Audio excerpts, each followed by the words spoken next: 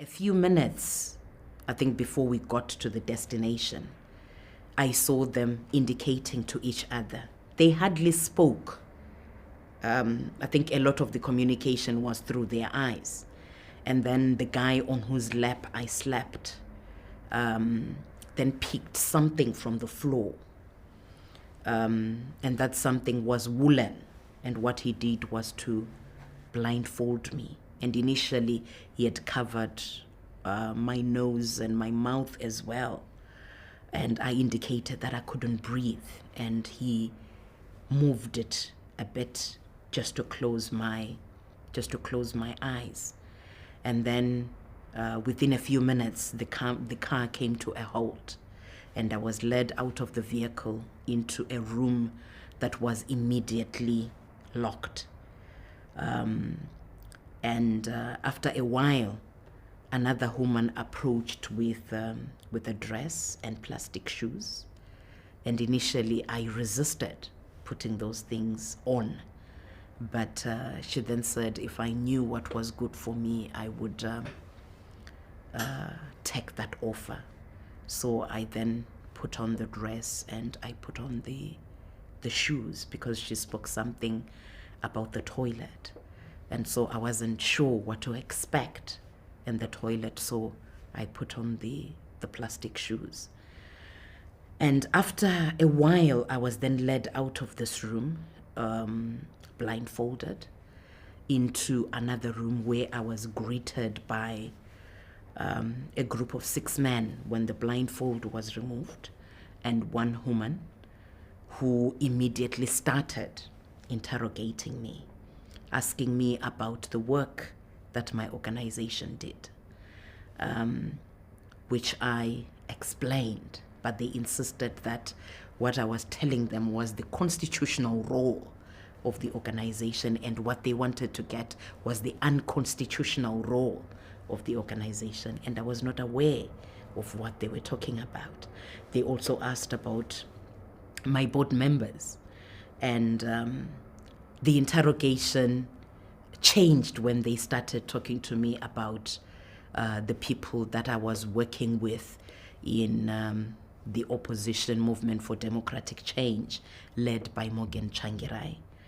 And I told them that the people that I know from that party are probably the people that they also know because they are always in the news. And they thought I was being rude.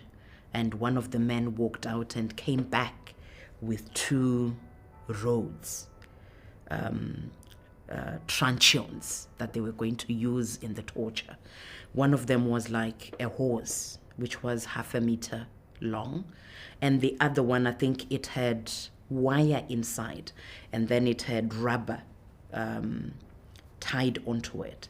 It was the most painful. And I was sitting on the floor, and I was asked to remove the plastic shoes.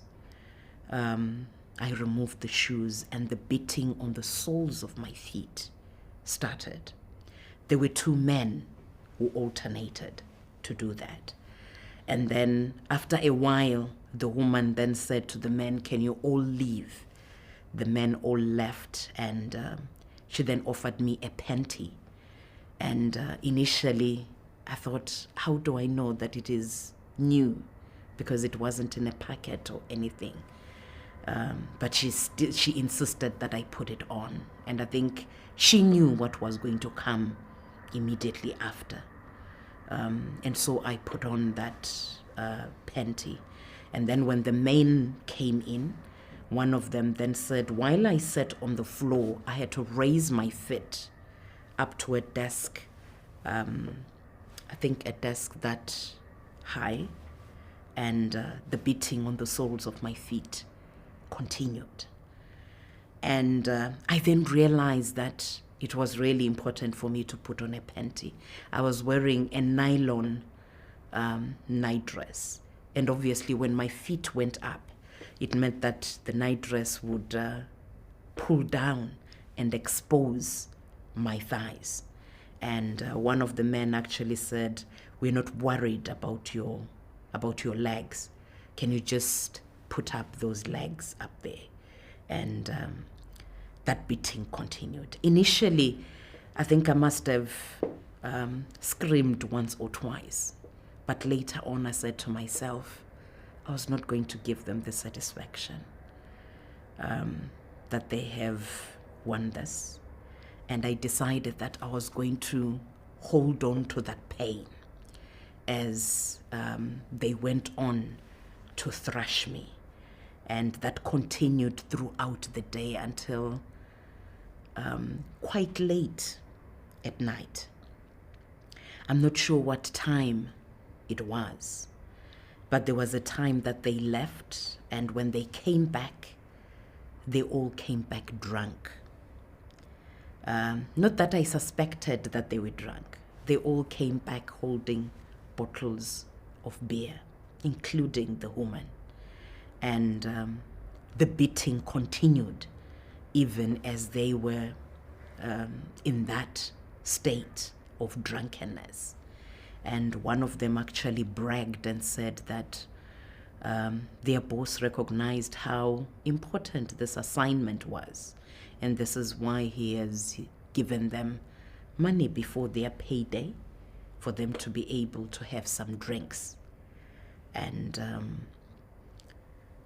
when they left at night, I now had to deal with all the thoughts that were crowding my mind. First, it was the thought of having left my son and a 6-year-old nephew just with the domestic helpers. I had a brother who lived a few houses away. I knew probably he could have taken my son, but he was too close to where I stayed. And my fear was probably if the helpers were assaulted, probably they would also say where my son was. And I kept on fighting lumps that were coming to my throat as I was trying to process all this information.